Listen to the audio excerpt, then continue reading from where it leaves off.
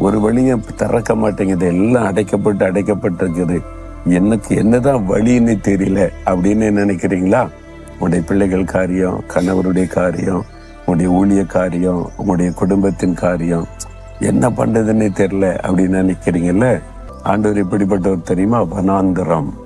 வனாந்தரம் wilderness, அப்புறம் அவாந்தர வெளி டெசர்ட். ஆண்டவர் சொல்றாரு, இந்த வனாந்தரம் இருக்குல்ல, அந்த வில்டர்னஸ்ல வழியே இருக்காது. எங்க பேர் ஒரே மாதிரி தான் இருக்கும்.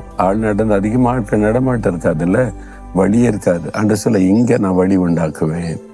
அவாந்தர டெசர்ட், ஒரே மணல். டெசர்ட்னா பாலைவனத்துல மணல் தானே இருக்கும், அதுல நான் ஆறுகளை உண்டாக்குவேன்றாரு.